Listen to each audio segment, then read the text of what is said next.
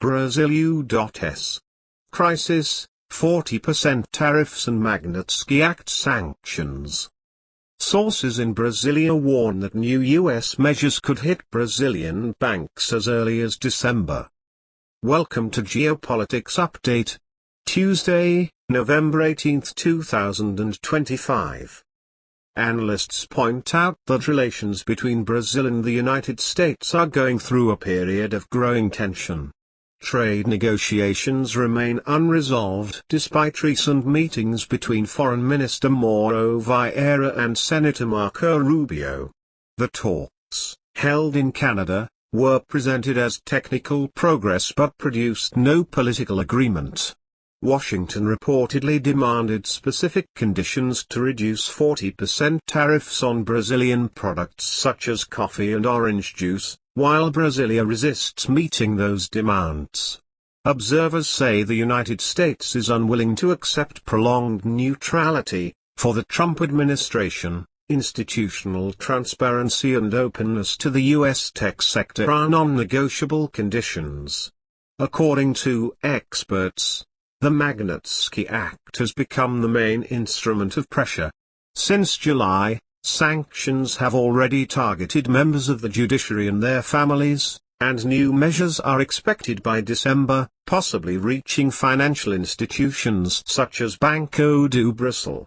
Each sanction is interpreted as a direct blow to Brazilian sovereignty and a signal that Washington will not back down. The economic impact is described as devastating by business sectors.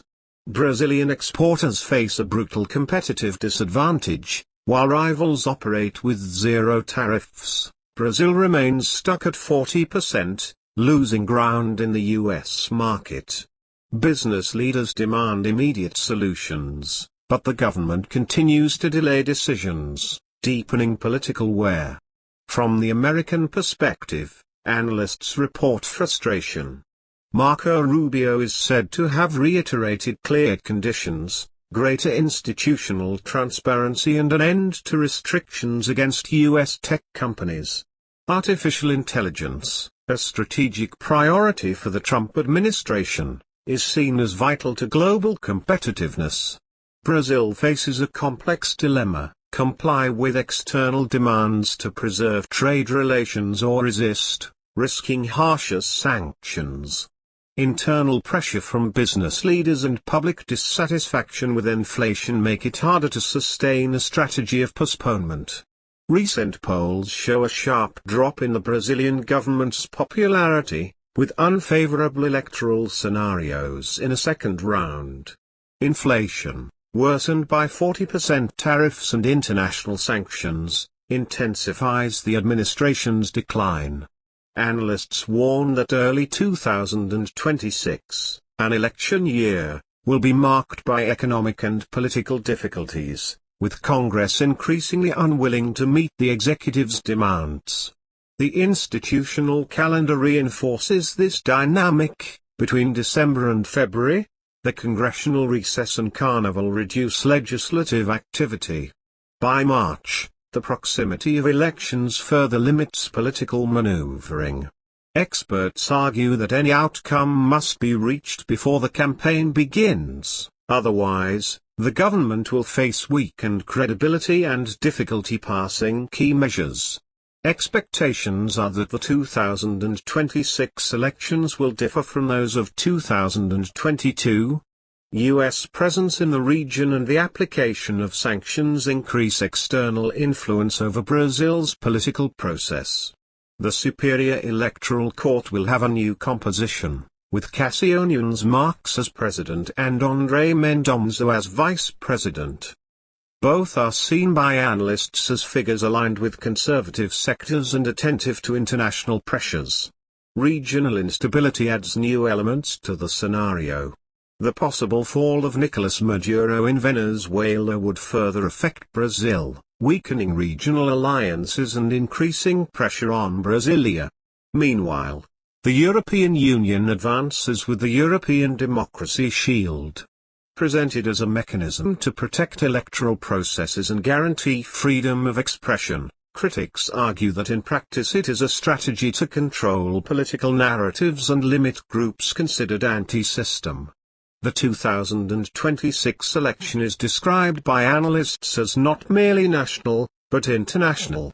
Analysts highlight that the European initiative reveals a strategy of discursive standardization in the West.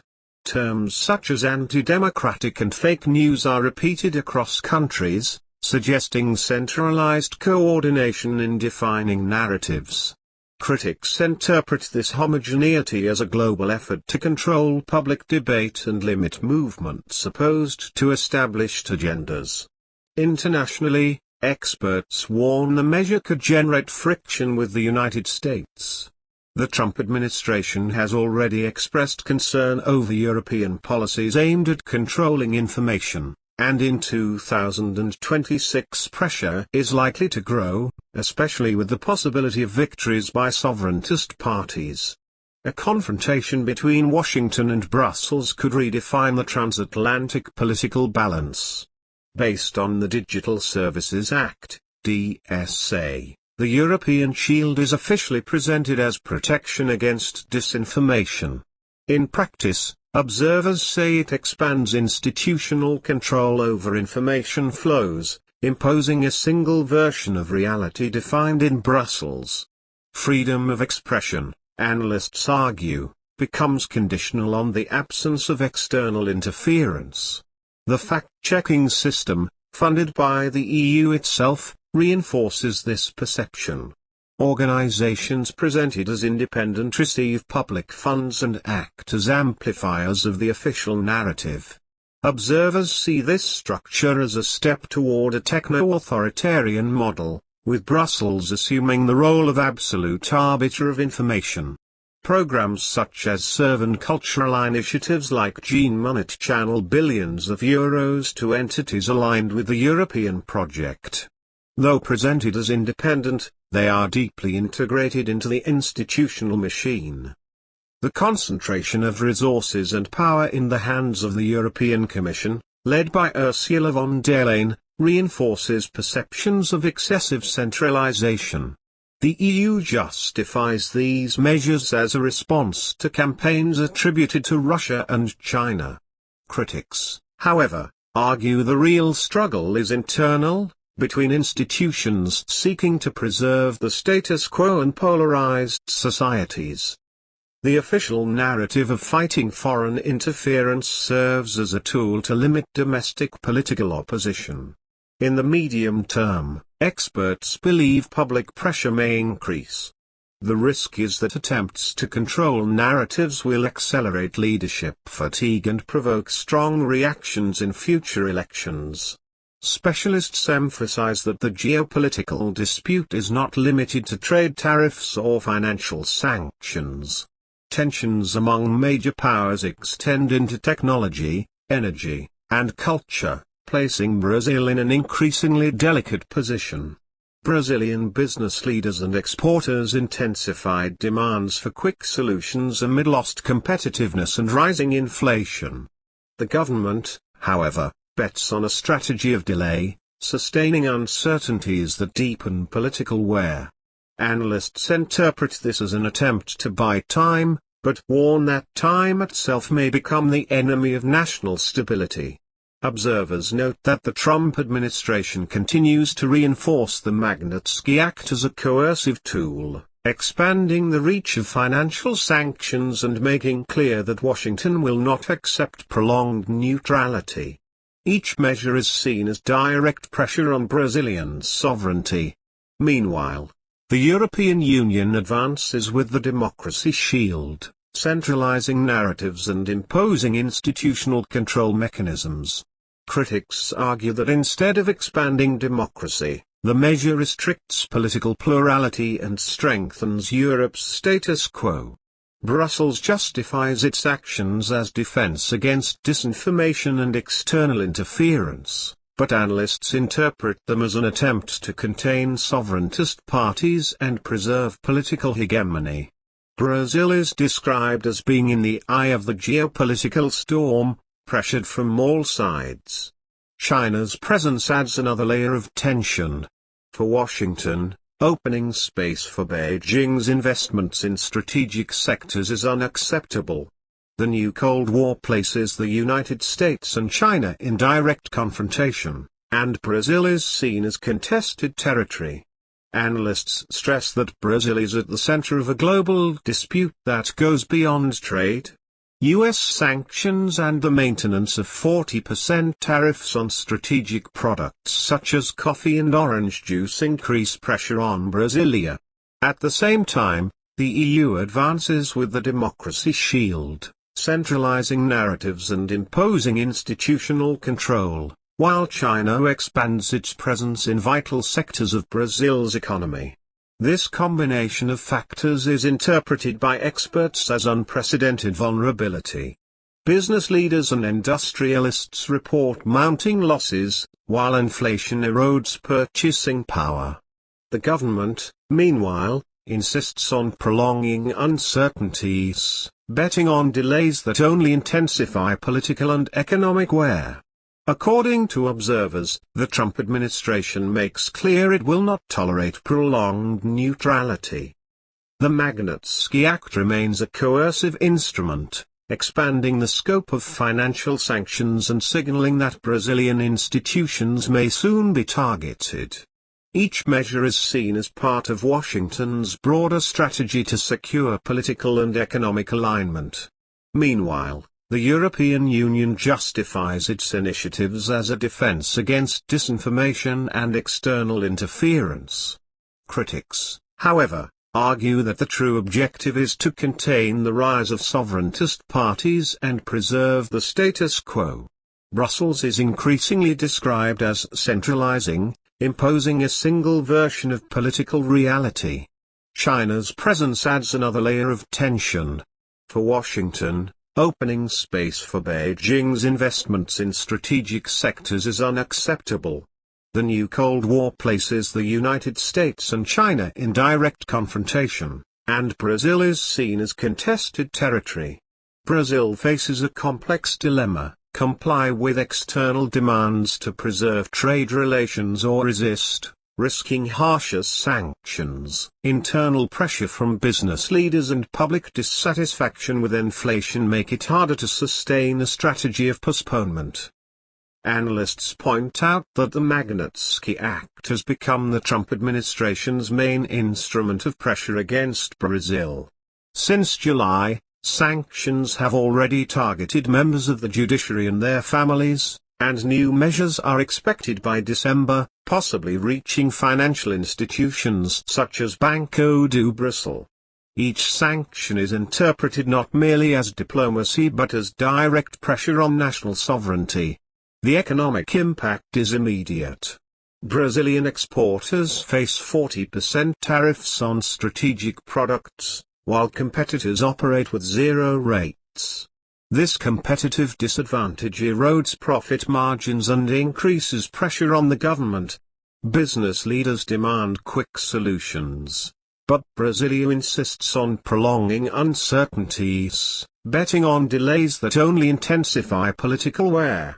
The institutional calendar favors this delaying strategy. The Supreme Court recess in December and January, followed by Carnival in February, creates space to postpone decisions until March. Analysts interpret this dynamic as an attempt to keep Jair Bolsonaro out of the elections, using time as a tool of political pressure. From the American perspective, specialists report frustration. Marco Rubio is said to have reiterated clear conditions for tariff reduction, greater institutional transparency and an end to restrictions against U.S. tech companies. Artificial intelligence, a strategic priority for the Trump administration, is seen as vital for global competitiveness. Washington will not accept governments imposing fines or barriers on its companies, especially in direct competition with China. China's presence in Brazil adds yet another layer of tension. For the United States, opening space for Beijing's investments in strategic sectors is unacceptable. The new Cold War places Washington and Beijing in direct confrontation, and Brazil is seen as contested territory. Brazil's dilemma is described as either meeting external demands or resisting, risking harsher sanctions. Analysts assess that Brazil has become a central piece in a power game that transcends borders. Venezuela's instability adds explosive risk to Brazil's frontiers, while the possible fall of Nicolas Maduro would further impact regional politics. In this context, the 2026 elections emerge under direct external influence, with the Superior Electoral Court in new composition and seen as vulnerable to international pressures. According to observers, the Trump administration continues to firmly apply the Magnitsky Act against Brazilian authorities, expanding the reach of financial sanctions. New measures are expected to hit financial institutions holding accounts of already sanctioned individuals. Analysts also do not rule out the possibility of raising tariffs on Brazilian products, currently set at 40%, or adding new items to the list of restrictions. The Brazilian government, meanwhile, insists on prolonging uncertainties. The institutional calendar favors this stance, but experts warn that the delaying strategy could turn into a trap. Business leaders and industrialists intensify pressure for quick solutions amid lost competitiveness and rising inflation. Meanwhile, the European Union, with its democracy shield, reinforces narrative centralization and limits political plurality. Critics argue the measure represents institutionalized censorship, while Brussels defends it as a fight against disinformation and external interference. Analysts say the Brazilian government's room for maneuver shrinks week by week. U.S. sanctions, combined with 40% tariffs on strategic products, increase pressure on Brasilia and place exporters at a disadvantage compared to international competitors. Business leaders and industrialists intensify demands for immediate solutions amid lost competitiveness and rising inflation. Civil society expresses dissatisfaction with the government's inability to respond to external pressures, deepening political and social wear. The government insists on prolonging uncertainties, betting on delays that only intensify the crisis. Experts warn this strategy could become a trap, leaving the country vulnerable to new sanctions and trade restrictions. In this context, the 2026 elections emerge as a turning point. The new composition of the Superior Electoral Court is seen by observers as sensitive to international pressures, while regional instability, marked by the possible fall of Nicolas Maduro in Venezuela, adds explosive risk to Brazil's borders. The global dispute between Washington and Beijing, combined with European centralization, places Brazil at the center of a geopolitical chessboard where every decision could seal the nation's fate. Analysts conclude that Brazil faces an unprecedented international scenario. The combination of U.S. sanctions, high trade tariffs, European centralization, and Chinese expansion places the country in a position of strategic vulnerability. Every decision taken in Brasilia is interpreted as a signal of alignment or resistance, with direct impact on global trade and political relations. Experts stress that Brazil's dilemma is not only economic but existential: preserve sovereignty amid external pressures or partially yield to avoid internal collapse. Inflation, public dissatisfaction, and the proximity of the 2026 elections heighten tensions, making the political environment even more unstable. Brazil is described as living under international siege, where every choice could redefine its future. End of the report, folks. Don't forget to subscribe, turn on notifications, and join the conversation in the comments. If you'd like to support us directly, consider making a donation using the link in the description or the QR code on screen.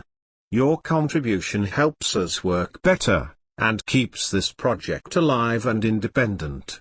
Thank you so much. And see you in the next report. This content is a narrative adaptation based on public themes of global geopolitics. The version presented has been transformed with a unique style, based on public information, analysis, and opinions, and is intended solely to inform and entertain. Connect the dots.